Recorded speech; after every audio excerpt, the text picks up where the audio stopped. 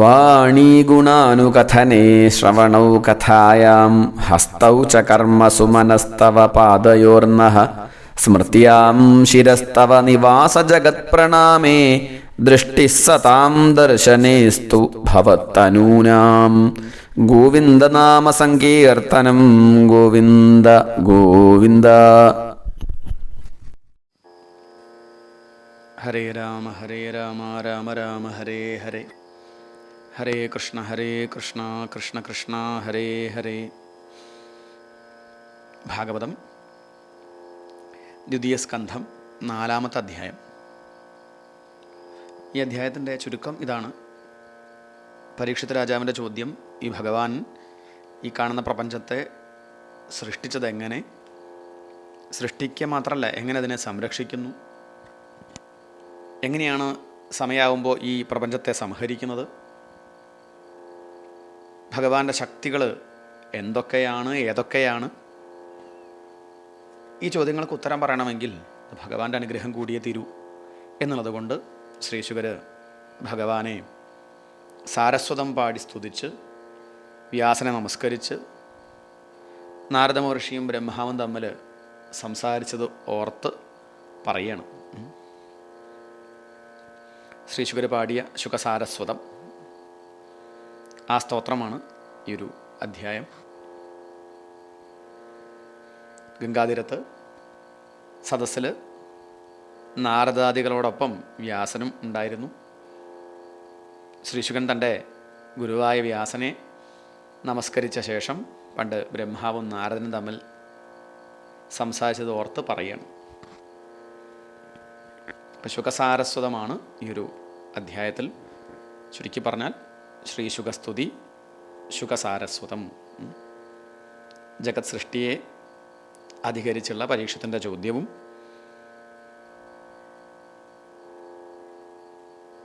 ശ്രീശുകർ ബ്രഹ്മനാരദ സംവാദത്തിലൂടെ അത് വിസ്തരിക്കാൻ തുടങ്ങുകയും ചെയ്യുന്നതാണ് ഈ അധ്യായത്തിലെ വിഷയം. നോക്കാം. ഓം നമോ ഭഗവതേ വാസുദേവായ. അഥ ചതുർത്ഥോധ്യായഃ. സൂത ഉവാച. സൂതൻ പറഞ്ഞു. ആരോടായിരിക്കും? ശൗനകാദികളോട്. അതിനി എടുത്തു പറയേണ്ട കാര്യമില്ല. ഇത്രയും ശ്രദ്ധിച്ച് കേൾക്കുന്ന ശ്രോതാക്കളെ സംബന്ധിച്ച് അതൊക്കെ വ്യക്തമാണ്. സൂത ഉവാച. സൂതൻ പറയാണ്. എന്താ പറയണത്? 1-ാമത്തെ ശ്ലോകം ശ്രദ്ധിക്കാം.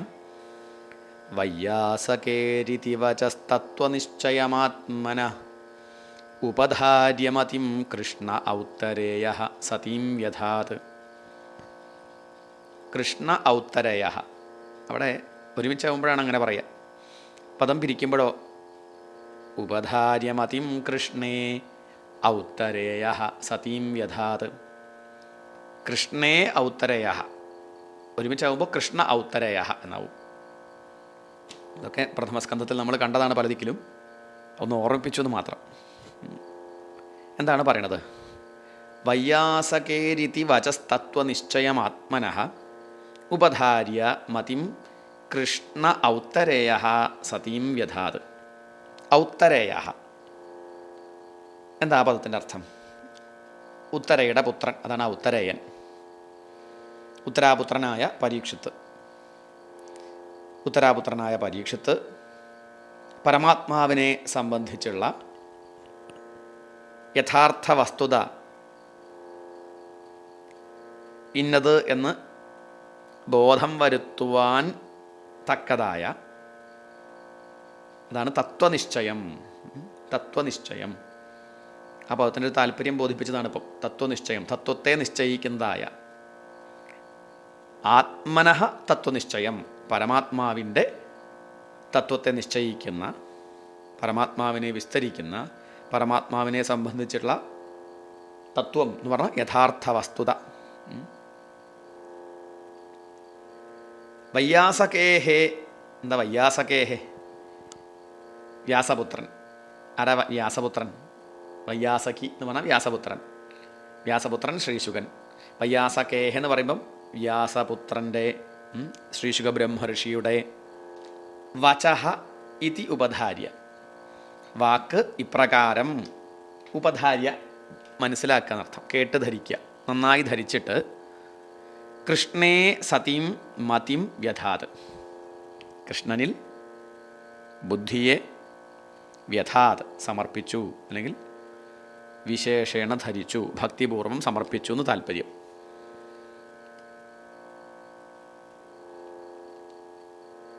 പരീക്ഷിത രാജാവ് ചോദിച്ച സൃഷ്ടിയാദികളായ ഈശ്വരലീലകളെ ശ്രീ ശുകബ്രഹ്മർഷി ബ്രഹ്മാവിനും നാരദനും തമ്മിലുണ്ടായ സംവാദമുഖേന ബോധിപ്പിക്കുന്നതിനെ സൂതൻ ഇവിടെ ശവനകാദികളോട് പറയുകയാണ്. രാജാവ് ചെയ്ത ചോദ്യത്തെ അവതരിപ്പിക്കാൻ വേണ്ടി രാജാവിൻ്റെ ഇപ്പോഴത്തെ അവസ്ഥ പ്രസ്താവിക്കുകയാണ്. വയ്യാസകേരിതി വചസ്തത്വ നിശ്ചയമാത്മനഃ ഉപധാര്യ മതിം കൃഷ്ണ ഔത്തരയ സതീം വ്യഥാത്. എന്താണ് ഈ ഒരു ശ്ലോകത്തിൽ പറയണത്? മുമ്പത്തെ അധ്യായമൊക്കെ ഓർക്കണം. തുടർച്ചയായിട്ട് ക്ലാസ് ചിലപ്പം ചെയ്യാൻ സാധിക്കാറില്ല. അപ്പോൾ മുമ്പ് പറഞ്ഞത് മറന്നു പോകാൻ പാടില്ല. മനുഷ്യജീവിതം കൊണ്ട് സാധിക്കേണ്ട പരമപ്രയോജനം എന്ത് കാണുമ്പോഴും അതിൽ ബ്രഹ്മത്തെ കാണാൻ സാധിക്കുക, അല്ലെങ്കിൽ എല്ലാം ബ്രഹ്മമെന്നറിയുക. അവസാനത്തിലെങ്കിലും നാരായണ സ്മരണ, അത് ഭക്തി കൊണ്ട് മനസ്സ് ശുദ്ധമായി തീർന്നാൽ സാധിക്കും. അതിന് ഭഗവത് കഥകൾ ശ്രദ്ധയോടുകൂടി കേൾക്കുകയാണ് വേണ്ടത് എന്നുള്ള ആ ഉപദേശം, ശ്രീ ശുകബ്രഹ്മ ഋഷിയുടെ ഉപദേശം കേട്ട് പരീക്ഷിത രാജാവ് ഭഗവാൻ കൃഷ്ണനിൽ മനസ്സിനെ ഉറപ്പിച്ചു. അതാണ് ഇപ്പോൾ ഒന്നാമത്തെ ശ്ലോകത്തിൽ പറഞ്ഞത്. പരമാത്മസ്വരൂപത്തെ ബോധിക്കാൻ എന്തു വേണം? ഭഗവാനിൽ മനസ്സുറപ്പിക്കണം.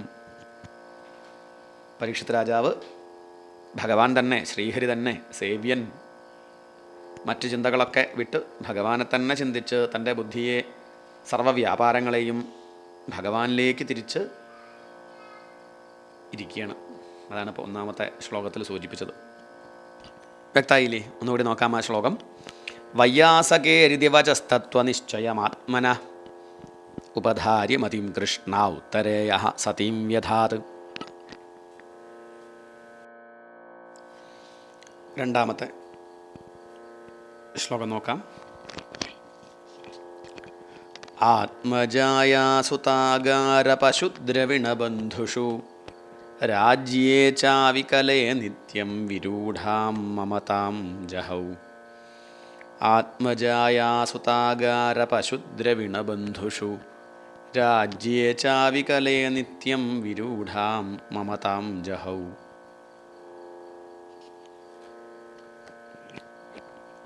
ആത്മജായാസുതാകാരപശുദ്രവിണബന്ധുഷു. ഇവിടെ നമ്മൾ ശ്രദ്ധിക്കേണ്ടത്, പലപ്പോഴും പുരാണങ്ങളിൽ അല്ലെങ്കിൽ ശാസ്ത്രങ്ങളിൽ ഒരേ ശബ്ദത്തിന് പല അർത്ഥവും കൽപ്പിക്കും. അപ്പോൾ പ്രകരണം നോക്കി നമ്മളതിൻ്റെ അർത്ഥം തീരുമാനിക്കുക ചെയ്യുക. അപ്പോൾ ഇവിടെ ആത്മാ എന്ന ശബ്ദത്തിൽ ഈ ശ്ലോകത്തിൽ ശരീരം എന്നർത്ഥം എടുക്കുക. കാരണം അതിൻ്റെ കൂടെ പറഞ്ഞത് ജായ, ഭാര്യ എന്നാണ്. പിന്നെ സുത, മക്കൾ, പിന്നെ ഗൃഹം. ഇപ്പം ഭാര്യ, മക്കൾ, ഗൃഹം എന്നതിൻ്റെ കൂടെ പറഞ്ഞതുകൊണ്ട് ഇവിടെ ആത്മാശബ്ദത്തിന് ദേഹം എന്നർത്ഥം എടുക്കാം. തൊട്ട് മുമ്പുള്ള ശ്ലോകത്തിലോ തത്വനിശ്ചയം ആത്മനഃ, ആത്മനഃ തത്വനിശ്ചയം എന്ന് പറഞ്ഞതുകൊണ്ട് അവിടെ ശരീരത്തിൻ്റെ തത്വനിശ്ചയമല്ല, പരമാത്മതത്വത്തെക്കുറിച്ച് അല്ലെങ്കിൽ പരമാത്മാവിൻ്റെ തത്വത്തെക്കുറിച്ച് എന്നർത്ഥെടുക്കണം. അതൊക്കെ ആ പ്രകരണം നോക്കിയിട്ടാണ് നമ്മൾ അർത്ഥം തീരുമാനിക്കുക. ഭാഗവതത്തിലൊക്കെ, പ്രത്യേകിച്ച് ഭഗവത്ഗീത, അതുകൊണ്ടൊക്കെയാണ് അങ്ങനെയുള്ള ഗ്രന്ഥങ്ങളൊക്കെ തെറ്റിദ്ധരിക്കാൻ സാധ്യതയുണ്ട്. വ്യക്തമായിട്ടല്ല പഠിക്കണതെങ്കിൽ വെറും വ്യാഖ്യാനം നോക്കിക്കൊണ്ട് മാത്രമായില്ല, നല്ല വ്യാഖ്യാനം നോക്കണം. അല്ലെങ്കിൽ നമ്മൾ വേണ്ടതുപോലെ അവൽ ധരിക്കുക. അപ്പം ഇവിടെ ആത്മാ ജായ സുതാകാര പശുദ്രവിണ ബന്ധുഷു. ആത്മാ ശബ്ദം കൊണ്ട് ദേഹം, ജായ ഭാര്യ, സുതൻ പുത്രൻ, ആകാരം ഗൃഹം, പശു മൃഗം, പിന്നെയോ ദ്രവിണം ധനം, ബന്ധുഷു ബന്ധുക്കൾ, ഇപ്പോൾ ഒരുമിച്ച് പറയാണ്. ശരീരം, ഭാര്യ, മക്കൾ, ഗൃഹം, പിന്നെ മൃഗങ്ങൾ, സമ്പത്ത്, ബന്ധുക്കൾ, ഇവയിലൊക്കെ അവികലേ, ഒരു കുറവുമില്ലാതെ, പൂർണ്ണം എന്നർത്ഥം, ഒരു കുറവുമില്ലാത്ത, രാജ്യേച്ച രാജ്യത്തിലും, ഒരു കുറവുമില്ലാത്ത രാജ്യത്തിലും, നിത്യം വിരൂഢാം മമതാം ജഹൗ. നിത്യം, നിത്യം എന്ന് പറഞ്ഞ അർത്ഥം ദിവസവും എന്നാണ്. ഇവിടെ പറയുമ്പം നാൾക്കുനാൾ എന്നർത്ഥം. വിരൂഢാം, വേര്, വിരൂഢാം എന്ന് പറഞ്ഞാൽ വേര് ഉറച്ചു വരുന്ന, മമതാം മമതയെ, ആസക്തിയെ, എൻ്റേത് എന്ന ഭാവത്തെ, ജഹൗ ഉപേക്ഷിച്ചു.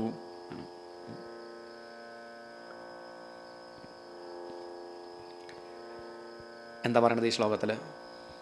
ഭഗവത് പ്രാപ്തിക്ക്, ഭഗവാനിലെത്താൻ തടസ്സമായ കാര്യമാണ് മമത, എൻ്റെ എന്നുള്ള വിചാരം. നമുക്ക് എൻ്റെ എന്നുള്ളത് ഏതിലൊക്കെയാണ് തോന്നുക? അത് കണക്കൊന്നുമില്ല. കുറച്ച് വസ്തുക്കളിൽ തോന്നും, ചുരുങ്ങിയത് ഇത്രയും വസ്തുക്കൾ നമുക്ക് തോന്നും. ഇനി ഇതിലപ്പുറമുണ്ട്, പക്ഷേ കുറച്ചെണ്ണം ഇവിടെ പറയുകയാണ്. ശരീരം ഒന്ന്, നമ്മുടെ ശരീരത്തിനോട് കുറച്ചധികം സ്നേഹം, ഒരു താല്പര്യം ഉണ്ടാവാറുണ്ട്. പിന്നെ ശരീരവുമായിട്ട് ബന്ധപ്പെട്ടതിനോട്, ഭാര്യ, പുത്രന്മാർ, ഗൃഹം, പിന്നെ വീട്ടിലെ മൃഗങ്ങൾ ഉണ്ടെങ്കിൽ വളർത്തുമൃഗങ്ങളോട്, ബന്ധുക്കളോട്, ധനത്തോട്, ഇനി എൻ്റെ സ്ഥലം, രാജ്യം, അതിലൊക്കെയുള്ള അഭിമാനത്തെ ഉപേക്ഷിച്ചു. ഭഗവാനിൽ മനസ്സുറപ്പിച്ച് മറ്റു വിഷയങ്ങളിൽ നിന്ന് മനസ്സ് എടുത്തു എന്നർത്ഥം.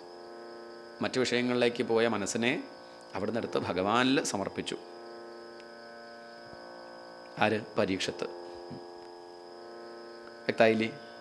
വയ്യാസകേരിതി വചസ്തത്വനിശ്ചയമാത്മന ഉപധാര്യമതിം കൃഷ്ണേ ഔത്തരേയ സതീം യഥാത് ആത്മജായാ സുതാകാര പശുദ്രവിണബന്ധുഷു രാജ്യേ ചാവികലേ നിത്യം വിരൂഢാം മമതാം ജഹൗ. വിരൂഢാം മമതാം ജഹൗ. വേരുറച്ച ആ മമതയെ ഉപേക്ഷിച്ചു. വേരോട് കൂടി ഇങ്ങോട്ട് വെട്ടിക്കളഞ്ഞു. മമതല്യപ്പോൾ ഒന്നിനോടും, ഭഗവാനോട് മാത്രം ബന്ധം. എട്ടായി. നോക്കാം, അടുത്ത 2 ശ്ലോകങ്ങൾ ഒരുമിച്ച് കാണാം, 3, 4.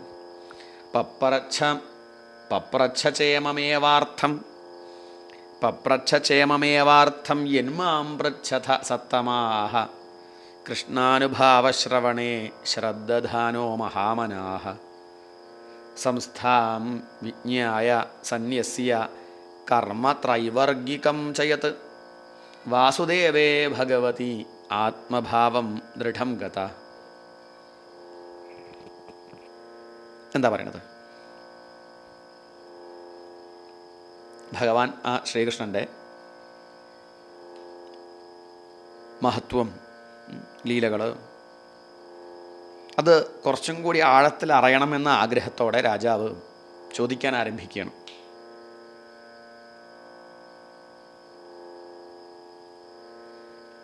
തനിക്ക് തൻ്റെ മരണം 7-ാം ദിവസം സംഭവിക്കും എന്നറിഞ്ഞ് മറ്റ് ലൗകിക വിഷയങ്ങളോടുള്ള താല്പര്യം പോയി. കാരണം ഇങ്ങനെ അറിഞ്ഞു കഴിഞ്ഞാൽ പിന്നെ താല്പര്യം ഉണ്ടാവുമോ? ധർമ്മത്തോടും അർത്ഥത്തോടും കാമത്തോടും ഉള്ള താല്പര്യമൊക്കെ പോയി. ഇപ്പോൾ പരമപുരുഷാർത്ഥം മോക്ഷത്തോട് മാത്രമാണ് ആർക്ക് താല്പര്യം? പരീക്ഷത്തിന് താല്പര്യം. ഇപ്പം ധർമാർത്ഥ കാമങ്ങളോട്, ധർമ്മം, അർത്ഥം, കാമം, ഈ 3 പുരുഷാർത്ഥങ്ങളെ സമ്പാദിക്കാൻ ഉള്ള കർമ്മങ്ങളൊക്കെ ആരുപേക്ഷിച്ചു? പരീക്ഷത്ത് ഉപേക്ഷിച്ചു. പപ്രച്ഛ ചേമമേവാർത്ഥം യന്മാം പൃച്ഛത സത്തമാഹ കൃഷ്ണാനുഭാവശ്രവണേ ശ്രദ്ധധാനേ മഹാമനാഹ സംസ്ഥാം വിജ്ഞായ സന്യസ്യ കർമ്മ ത്രൈവർഗികം ചയത് വാസുദേവേ ഭഗവതി ആത്മഭാവം ദൃഢം ഗത. ആ മഹാമനസ്കനായ പരീക്ഷത്ത്, മഹാമനാഹ എന്ന് പറഞ്ഞാൽ വലിയ മനസ്സുള്ള പരീക്ഷത്ത്. വലിയ മനസ്സിന് കാരണം എന്താ മനസ്സിലായില്ലേ? ലോകവിഷയങ്ങളോടുള്ള താല്പര്യം കുറഞ്ഞു. തൻ്റെ സമ്പത്തിനോട് താല്പര്യമില്ല, ഇപ്പം സുന്ദരിയായിട്ടുള്ള ഭാര്യയോട് താല്പര്യമില്ല, മക്കളെ ഉപേക്ഷിച്ചു. അതുകൊണ്ടാണ് മഹാമനാഹ. സംസ്ഥാം വിജ്ഞായ, സംസ്ഥാം മരണം. പദങ്ങളൊക്കെ അറിയാത്തതാണെങ്കിൽ ശ്രദ്ധിക്കുക. സംസ്ഥാം മരണത്തെക്കുറിച്ചുള്ള, വിജ്ഞായ അറിവ്, മരണത്തെക്കുറിച്ച് അറിഞ്ഞ്, ത്രൈവർഗികം കർമ്മ യത് ച സന്യസ്യ, ത്രൈവർഗികം, ഏതായി 3 കർമ്മങ്ങൾ, ധർമ്മം, അർത്ഥം, കാമം. അതിനോട് ബന്ധപ്പെട്ട കർമ്മ യത് ച സന്യസ്യ, കർമ്മമേതോ അത് ഉപേക്ഷിച്ച് ഭഗവതി വാസുദേവേ, ഭഗവാനായ വാസുദേവനിൽ ദൃഢം ആത്മഭാവം ഗതഃ, ഉറച്ച ആത്മഭാവം, താതാത്മ്യം പ്രാപിച്ച് കൃഷ്ണാനുഭാവശ്രവണേ,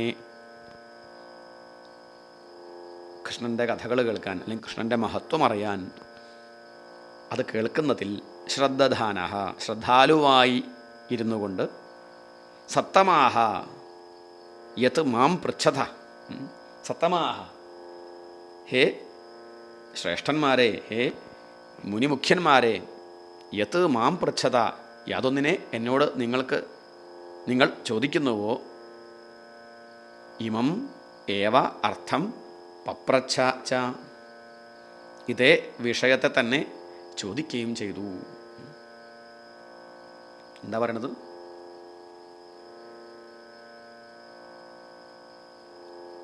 എന്താ ഈ 2 ശ്ലോകങ്ങളുടെ താല്പര്യം? പരീക്ഷിത്ത രാജാവ് മരണത്തെക്കുറിച്ചുള്ള നിശ്ചയം, മരണത്തെക്കുറിച്ച് വ്യക്തമായി അറിഞ്ഞ് ലോകവിഷയങ്ങളോടുള്ള താല്പര്യമൊക്കെ വിട്ട് ഭഗവാനിൽ ഉറച്ച മനസ്സോടുകൂടി ഇരുന്നു. ഈശ്വരകഥകളോട് മാത്രമേ താല്പര്യമുള്ളൂ. അലയോ മുനിമാരെ, അലയോ ശവനകാദ ഋഷീശ്വരന്മാരെ, നിങ്ങൾ എന്നോട് എന്തു ചോദിച്ചു? ഇതേ ചോദ്യം തന്നെ പരീക്ഷത്ത് ശ്രീശുകരോട് ചോദിച്ചു. തൈലി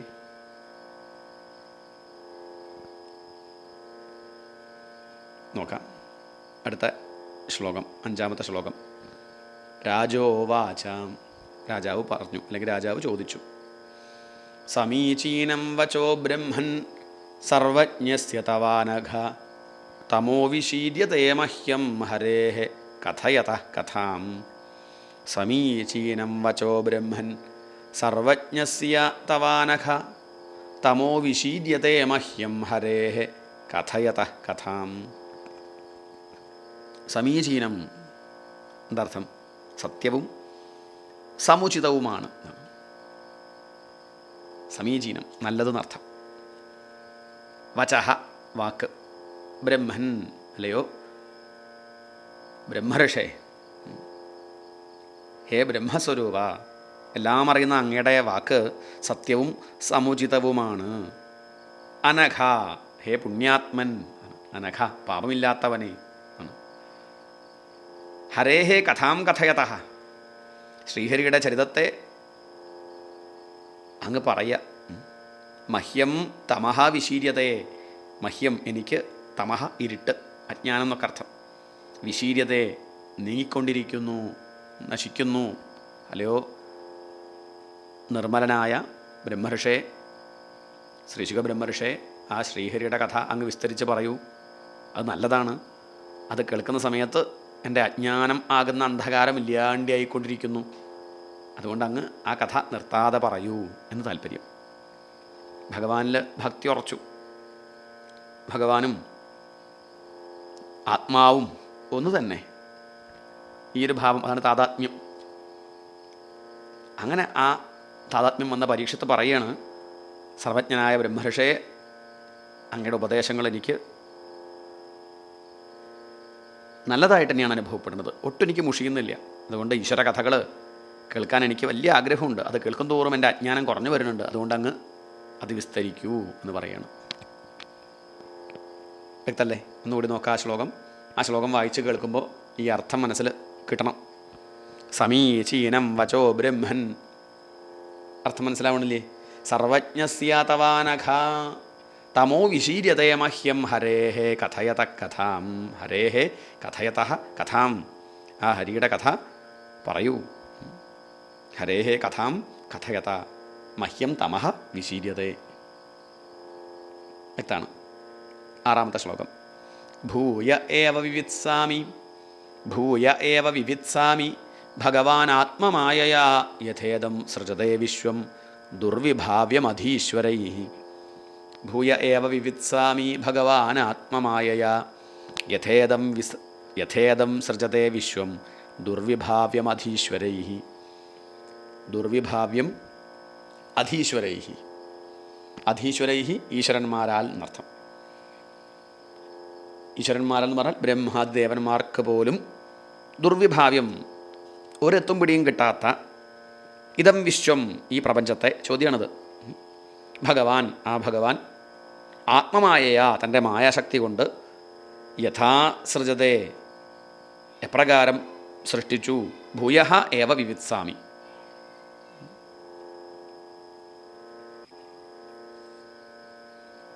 ഇനിയും അറിയാൻ ആഗ്രഹിക്കുന്നു.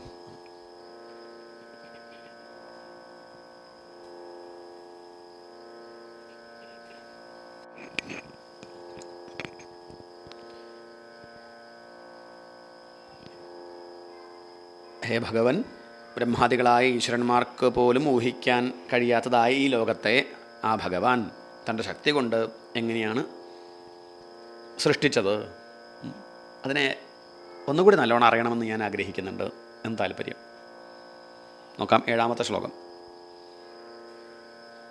യഥാ ഗോപായതി വിഭുർയഥാ സംയച്ഛതേ പുനഃ യാം യാം ശക്തിമുപാശ്രിത്യ പുരുശക്തി പരഃ പുമാൻ ആത്മാനം ക്രീഡയൻ ക്രീഡൻ കരോതി വികരോതി ച. യഥാ ഗോപായതി വിഭുർയഥാ സംയച്ഛതേ പുനഃ യാം യാം ശക്തിമുപാശ്രിത്യ പുരുശക്തി പരഃ പുമാൻ ആത്മാനം ക്രീഡയൻ ക്രീഡൻ കരോതി വികരോതി ച. സർവവ്യാപിയായ ഭഗവാൻ എങ്ങനെയാണ് ഇതിനെ രക്ഷിക്കുന്നത്, ഈ പ്രപഞ്ചത്തെ സംഹരിക്കുന്നത് എങ്ങനെയാണ്? ആ പരമ്പുരുഷൻ ഏത് ശക്തികളെ സ്വീകരിച്ചും കൊണ്ടാണ് സൃഷ്ടിസ്ഥിതി സംഹാരങ്ങൾ ചെയ്യുന്നത്? ഇതാണ് ചോദ്യം. യഥാ ഗോപായതി വിഭുഹു, ഗോപായതി രക്ഷിക്കുക, രക്ഷ നടത്തുക. യഥാ സംയച്ഛതേ പുനഃ, സംയച്ഛതേ സംഹരിക്കുക. യാം യാം ശക്തിമുപാശ്രിത്യ, ഏത് ശക്തിയെ ഉപയോഗിച്ചും കൊണ്ട്, സ്വീകരിച്ചും കൊണ്ട്. പുരുശക്തി പരഃ പുമാൻ, ആ പരഃപുമാൻ പരംപുരുഷൻ, പുരുശക്തി അനന്തശക്തിമാനായ ആ പരമപുരുഷൻ, വിഭുഹു സർവേശ്വരൻ, ആത്മാനം ക്രീഡയൻ ക്രീഡൻ കരോതി വികരോതി ച, ആത്മാനം താൻ തന്നെയായ ബ്രഹ്മാദികളെ. ബ്രഹ്മാദികളൊക്കെ ആരാ? ഭഗവാൻ തന്നെയാണ്. ഭഗവാൻ തന്നെ ബ്രഹ്മാരുദ്ര അല്ലെങ്കിൽ മറ്റ് ദേവന്മാരൊക്കെ ആയിട്ട് മാറി നിൽക്കുന്നത് ഭഗവാൻ തന്നെയാണ്. ക്രീഡയൻ, അവരെ കളിപ്പിച്ച്, ക്രീഡൻ സ്വയം കളിച്ചുകൊണ്ട് ഇരിക്കുകയാണ്. കരോതി വികരോതിച്ച, ഒക്കെ ചെയ്യുന്നതും ഭഗവാനാണ്, താറുമാറാക്കുന്നതും ഭഗവാൻ തന്നെയാണ്. സർവവ്യാപിയും സർവശക്തനുമായ ഭഗവാൻ ഏത് ശക്തിയെ ആശ്രയിച്ചിട്ടാണ് ഈ ലോകത്തെ രക്ഷിക്കുന്നത്, സംഹരിക്കുന്നത്? എങ്ങനെയാണ് ബ്രഹ്മാദി സ്വരൂപനായിട്ട് ആത്മാവിനെ പലതാക്കി തീർത്ത് ലീലകളാടുന്നത്? വ്യക്തമാണ്. അവിടെയൊന്നും അധികം വിസ്തരിക്കേണ്ട ആവശ്യമില്ല. അധികം വിസ്തരിക്കേണ്ട ദിക്കിൽ നമുക്ക് വിസ്തരിക്കാം, അല്ലാത്ത ദിക്കിലൊക്കെ ഒന്ന് വേഗത്തിൽ സഞ്ചരിക്കാം. യഥാ ഗോപായതി വിഭുഹു യഥാ സംയച്ഛതേ പുനഃ, പദങ്ങളൊക്കെ നോക്കിയാൽ മതി. ഗോപായതി രക്ഷിക്കുക, സംയച്ഛതേ സംഹരിക്കുക. വ്യക്തമല്ലേ? ഇനി 8ാമത്തെ ശ്ലോകം. നൂനം ഭഗവതോ ബ്രഹ്മൻ ഹരേരദ്ഭുതകർമ്മണഃ ദുർവിഭാവ്യമിവാഭാതി കവിഭിശ്ചാപി ചേഷ്ടിതം. നൂനം ഭഗവതോ ബ്രഹ്മൻ ഹരേരദ്ഭുതകർമ്മണഃ ദുർവിഭാവ്യമിവാഭാതി കവിഭിശ്ചാപി ചേഷ്ടിതം. ബുദ്ധിമുട്ടുള്ള പദങ്ങളുണ്ടോ? അത് വ്യക്തമല്ലേ? അർത്ഥം മനസ്സിലാക്കാൻ പ്രയാസമുണ്ടോ? നൂനം സംശയമില്ല എന്നർത്ഥം. നൂനം ഭഗവതോ ബ്രഹ്മൻ ഹരേരദ്ഭുതകർമ്മണ ദുർവിഭാവ്യമിവാഭാതി കവിഭിശ്ചാപി ചേഷ്ടിതം. അല്ലയോ ബ്രഹ്മർഷേ, അദ്ഭുതകർമ്മണ ഭഗവത ഹരേഹ, ആശ്ചര്യപ്പെടുത്തുന്ന പ്രവൃത്തിയോടുകൂടിയ അദ്ഭുതകരങ്ങളായ ലീലകളോടുകൂടിയ അല്ലെങ്കിൽ ലീലയോടുകൂടിയ ഭഗവാന്റെ ആ ശ്രീഹരിയുടെ കർമ്മങ്ങൾ ചേഷ്ടകൾ, ലീലകൾ കവിഭിഹി ച അഭി ദുർവിഭാവ്യം, കവികൾക്ക് പോലും ഭാവന ചെയ്യാൻ പറ്റാത്തതാണ്, ചിന്തിക്കാൻ പറ്റാത്തതാണ്. കവിഭിഹി എന്ന് പറഞ്ഞാൽ കവികൾ എന്ന് പറഞ്ഞാൽ ഋഷി കവി എന്നാണ്. ഋഷിയല്ലാത്തവൻ കവിയല്ല. ഋഷി എന്നർത്ഥം കവി എന്ന് പറഞ്ഞാൽ. ക്രാന്തദർശികൾ, നല്ല ബുദ്ധിയുള്ളവർ, ഋഷിമാർ, ജ്ഞാനികൾക്ക് പോലും ഭാവന ചെയ്യാൻ പറ്റാത്തതാണ് ഭഗവാന്റെ മഹിമ, ഭഗവാന്റെ ലീലകൾ എന്നാണ് ഞാൻ മനസ്സിലാക്കിയത്. ആഭാതി എന്ന് പറഞ്ഞാൽ എനിക്ക് അങ്ങനെയാണ് തോന്നുന്നത്, നൂനം സംശയമില്ല. അപ്പം അങ്ങനെയുള്ള ആ വിഷയം എനിക്ക് അങ്ങ് പറഞ്ഞു തരണം. 9ാമത്തെ ശ്ലോകം. യഥാ ഗുണാംസ്തു പ്രകൃതേർയുഗപത് ക്രമശോപി വാ ബിഭർത്തി ഭൂരിശസ്ത്വേകഃ കുർവൻ കർമാണി ജന്മഭി. യഥാ ഗുണാംസ്തു പ്രകൃതേഹ യുഗപത് ക്രമശോപി വാ ബിഭർത്തി ഭൂരിശസ്ത്വേകഃ കുർവൻ കർമാണി ജന്മഭി. ഭഗവാൻ ഇവിടെ സംശയം ചോദിക്കുകയാണ് പരീക്ഷത്ത്. ഈ കർമ്മങ്ങളൊക്കെ ചെയ്യുന്നത് ഗുണങ്ങളെ ഒരുമിച്ച് സ്വീകരിച്ചാണോ അല്ല ക്രമത്തിൽ സ്വീകരിച്ചാണോ? പെട്ടെന്നത് മനസ്സിലാക്കാൻ ബുദ്ധിമുട്ടുണ്ടാവും. ലളിതമായിട്ട് പറഞ്ഞാൽ ആ ഭഗവാൻ, മഹിമയോടുകൂടിയ യോഗ്യനായ ആ ഭഗവാൻ ഈ സൃഷ്ടി സ്ഥിതി സംഹാരങ്ങൾ ചെയ്യണത് എങ്ങനെയാണ്? സൃഷ്ടിക്കാനും പരിപാലിക്കാനും സംഹരിക്കാനുമായി രജസ്, സത്വം, തമസ് എന്നീ ഗുണങ്ങളെ, അതാണ് ശക്തികൾ, ഭഗവാന്റെ ശക്തികൾ, 3 ശക്തികളെ സ്വീകരിച്ചും കൊണ്ടാണ്. അതെങ്ങനെയാണ് സ്വീകരിക്കുന്നത്? രജസ്, സത്വം, തമസ് എന്നീ 3 ഗുണങ്ങളെ ഒന്നിച്ചു സ്വീകരിച്ചുകൊണ്ടാണോ, അതോ ആദ്യം രജോഗുണം, പിന്നീട് സത്വഗുണം, പിന്നീട് തമോ ഗുണം, രജോഗുണം കൊണ്ട് സൃഷ്ടിക്കുക, സത്വഗുണം കൊണ്ട് പരിപാലിക്കുക, തമോ ഗുണം കൊണ്ട് സംഹരിക്കുക, ഇങ്ങനെ ക്രമത്തിൽ സ്വീകരിച്ചുകൊണ്ടാണോ ഇവിടെ സൃഷ്ടി സ്ഥിതി സംഹാരങ്ങൾ നടത്തുന്നത്? അതെനിക്ക് ഒന്ന് വിസ്തരിച്ച് മനസ്സിലാക്കിയാൽ തിരക്കടില്ല എന്നുണ്ട് എന്ന് താല്പര്യം. 10ാമത്തെ ശ്ലോകം. വിചികിത്സിതമേതന്മേ ബ്രവീതു ഭഗവാൻ യഥാ ശാബ്ദേ ബ്രഹ്മണി നിഷ്ണാതഃ പരസ്മിംശ്ച ഭവാൻ ഖലു. വിചികിത്സിതം സംശയം എന്നർത്ഥം. വിചികിത്സിതമേതന്മേ, അത് വലിയൊരു സംശയമാണ്. വിചികിത്സിതം എന്ന് പറഞ്ഞാൽ സംശയം. എനിക്കിത് വലിയൊരു സംശയമായിട്ടിരിക്കുകയാണ്. പക്ഷേ അങ്ങ് സർവജ്ഞനാണ്, അങ്ങേക്കിത് അറിയാൻ വലിയ ബുദ്ധിമുട്ടൊന്നുമില്ല, അങ്ങേക്കത് കൃത്യമായിട്ടറിയാം. അതങ്ങ് ബ്രവീതു, എനിക്ക് പറഞ്ഞു തന്നാലും. അങ്ങ് എങ്ങനെയുള്ള ആളാണ്? ശാബ്ദേ ബ്രഹ്മണി പരസ്മിംച നിഷ്ണാതഃ ഖലു. അങ്ങ് ശബ്ദബ്രഹ്മത്തിലും പരബ്രഹ്മത്തിലും നിഷ്ണാതനാണല്ലോ. ശബ്ദബ്രഹ്മം വേദം. അങ്ങ് വേദം, ശ്രുതി, ഉപനിഷത്തൊക്കെ പഠിച്ച ആളാണ്. പഠിക്കുക മാത്രമല്ല, പരബ്രഹ്മത്തെ എന്ന് പറഞ്ഞാൽ ബ്രഹ്മതത്വത്തെ അനുഭവിച്ചവനുമാണ്. കേവലം പറയുക മാത്രമല്ല, കേവലം വായിക്കുക മാത്രമല്ല, കേൾക്കുക മാത്രമല്ല, അങ്ങത് അനുഭവിച്ച ആളാണ്. അങ്ങനെയുള്ള അങ്ങേക്കിത് എളുപ്പം പറഞ്ഞു തരാൻ സാധിക്കും. സൂത ഉവാച, സൂതം പറയാണ്. 11ാമത്തെ ശ്ലോകം. ഇത്യുപാമന്ത്രിതോ രാജ്ഞാ ഗുണാനുകഥനേ ഹരേഃ ഹൃഷീകേശമനുസ്മൃത്യ പ്രതിവക്തും പ്രചക്രമേ. ഇങ്ങനെയൊക്കെ കേട്ട സമയത്ത് ഇത്യുപാമന്ത്രിതോ രാജ്ഞാ ഗുണാനുകഥനേ ഹരേഃ, രാജാവിനാൽ ഇപ്രകാരം വിനയപൂർവ്വം അപേക്ഷിക്കപ്പെട്ട ശ്രീശുകർ ഹൃഷീകേശം അനുസ്മൃത്യ, ഹൃഷീകേശനെ അനുസ്മരിച്ചും കൊണ്ട് പ്രതിവക്തും പ്രചക്രമേ, മറുപടി പറയാൻ ആരംഭിച്ചു. ഹൃഷീകേശം, ഋഷീകങ്ങളുടെ ഈശൻ, ഇന്ദ്രിയങ്ങളുടെ പ്രേരകൻ. ഇന്ദ്രിയങ്ങൾ കണ്ണ്, മൂക്ക്, നാക്ക്, ചെവി, ത്വക്ക്, അതിൻ്റെ അധ്യക്ഷൻ ആണ് ഭഗവാൻ. കണ്ണ് കണ്ണാവണത്, ചെവി ചെവിയാവണതൊക്കെ ആ ഭഗവാനുള്ളത് കൊണ്ടാണ്. അല്ലെങ്കിൽ അതൊക്കെ ഗോളകങ്ങൾ മാത്രം. അത്രയേ ഉള്ളൂ. കണ്ണ് 2 ദ്വാരം, അത്രയേ ഉള്ളൂ. അത് പ്രവർത്തിക്കണത്, അതിന് ശക്തി കൊടുക്കുന്നത് ഭഗവാനാണ്. അതാണ് ഹൃഷീകേശൻ. ആ ഹൃഷീകേശനെ ചിന്തിച്ചും കൊണ്ട് പറയാൻ ആരംഭിച്ചു. പരീക്ഷിത് രാജാവ് സൃഷ്ടിയെപ്പറ്റി വിസ്തരിച്ച് കേൾക്കണമെന്ന് അപേക്ഷിച്ചപ്പോൾ അതിനെപ്പറ്റി വ്യക്തമായിട്ട് പറയണമെങ്കിൽ ഭഗവാന്റെ അനുഗ്രഹം കൂടിയേ തീരൂ. പരീക്ഷത്തെ ഞാനത് പറയാം. അതിന് മുമ്പായി എൻ്റെ എല്ലാമായിരിക്കുന്ന, കണ്ണിന് കണ്ണ്, മനമാകുന്ന കണ്ണ്, അതിനു കണ്ണായ ആ ഭഗവാൻ, അതാണ് ഹൃഷീകേശം. ആ ഭഗവാനെ സ്തുതിച്ചിട്ട് ഞാൻ അങ്ങേക്ക് പറഞ്ഞു തരാം എന്ന് പറഞ്ഞ് ഭഗവാനെ സ്തുതിക്കുന്നു. ആ സ്തുതിയാണ് ശുകസാരസ്വതം. വളരെ പ്രസിദ്ധമാണ്, ശ്രേഷ്ഠമായ സ്തോത്രം. ശ്രീശുക ഉവാചാം. നമഃ പരസ്മൈ പുരുഷായ ഭൂയസേ സദുദ്ഭവസ്ഥാന നിരോധലീലയ ഗൃഹീതശക്തിത്രതയായ ദേഹിനാം അന്തർഭവായാനുപലക്ഷ്യവർത്മനെ നമഃ പരസ്മൈ പുരുഷായ ഭൂയസേ സദുദ്ഭവസ്ഥാന നിരോധലീലയ. സദുദ്ഭവസ്ഥാന നിരോധലീലയ, ഈ പ്രപഞ്ചത്തിൻ്റെ ഉദ്ഭവത്തിനും അതിൻ്റെ സ്ഥിതിക്കും അതിൻ്റെ സംഹാരത്തിനും, പ്രപഞ്ചത്തിൻ്റെ ഉൽപ്പത്തി സ്ഥിതി സംഹാരം അതിന് ഹേതുവായ ലീലയാൽ ഗൃഹീതശക്തിത്രതയായ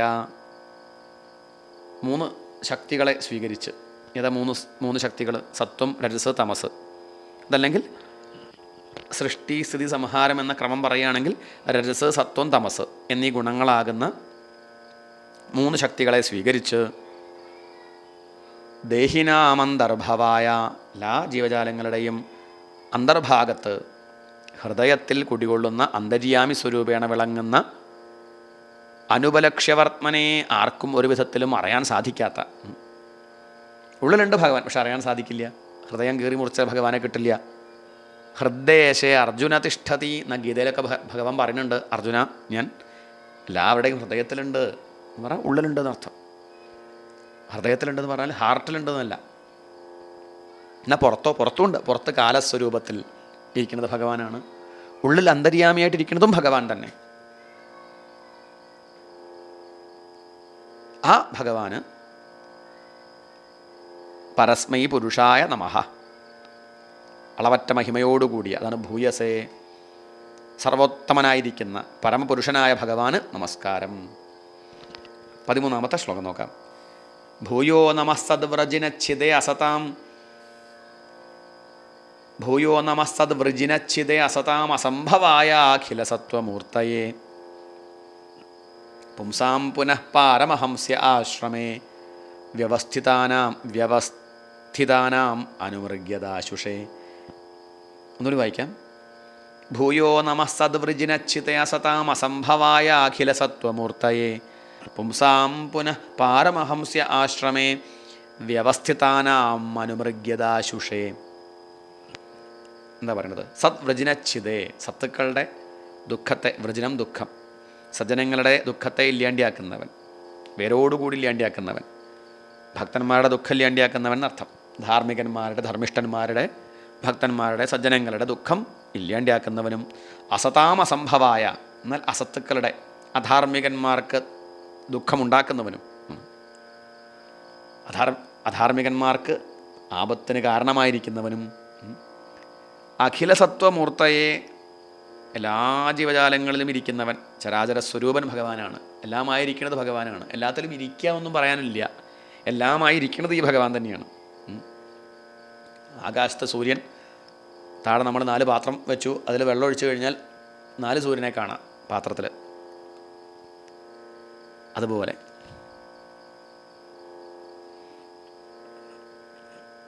അഖിലസത്വമൂർത്തയെ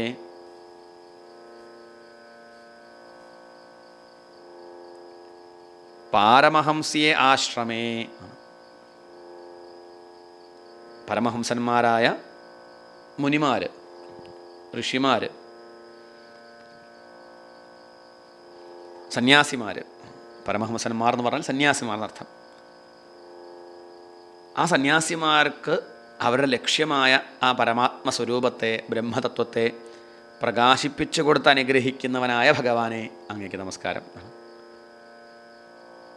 പാരമഹംസിയ ആശ്രമേ വ്യവസ്ഥിതാനാം, ആ പാരമഹംസിയ ആശ്രമത്തിൽ നിഷ്ഠ പൂണ്ടിരിക്കുന്ന ഋഷിമാർക്ക്, സന്യാസിമാർക്ക് തത്വത്തെ പ്രദാനം ചെയ്യുന്ന ആ പരമപുരുഷന് ഭൂയഃ നമഃ, വീണ്ടും നമസ്കാരം. 14-ാമത്തെ ശ്ലോകം.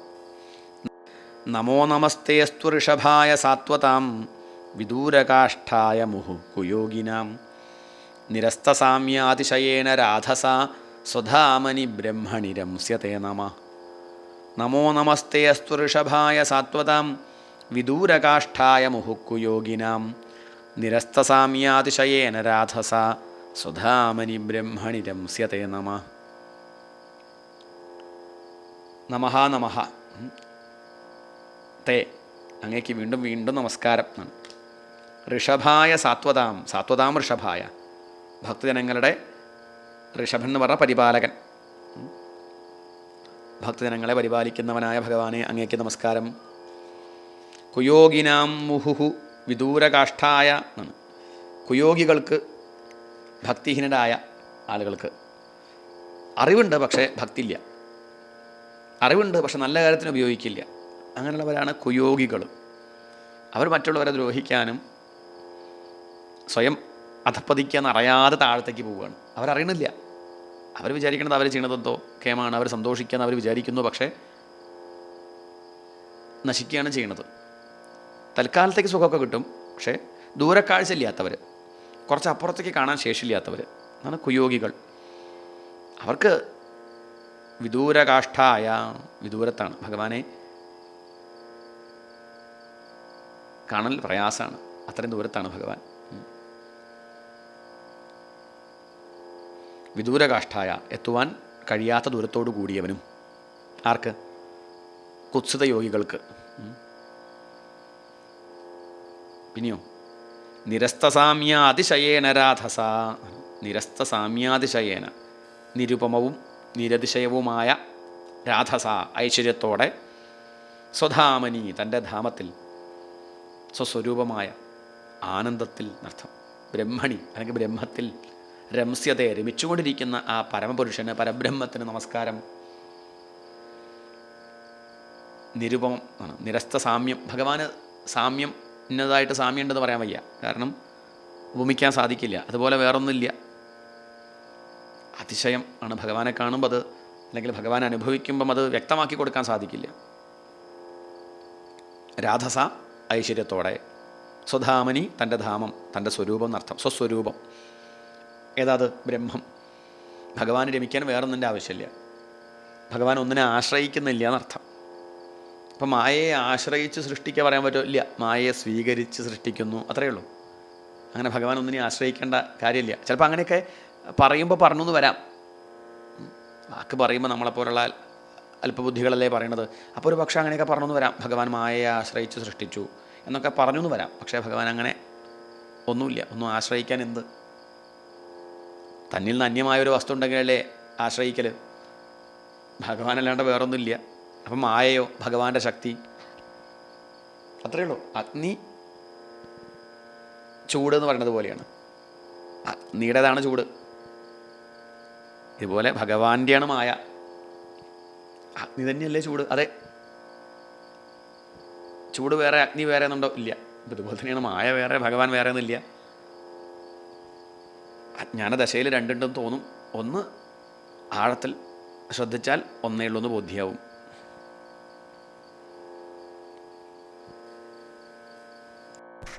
കായേന വാചാ മനസേന്ദ്രിയൈർവാ ബുദ്ധ്യാത്മനാ വാ പ്രകൃതേ സ്വഭാവാത് കരോമി യദ്യത് സകലം പരസ്മൈ നാരായണായേതി സമർപ്പയാമി. സ്വസ്തി പ്രജാഭ്യഃ പരിപാലയന്താം ന്യായേന മാർഗേണ മഹിം മഹീശാഃ. ഗോബ്രാഹ്മണേഭ്യഃ ശുഭമസ്തു നിത്യം. ലോകാ സമസ്താ സുഖിനോ ഭവന്തു. ലോകാ സമസ്താ സുഖിനോ ഭവന്തു.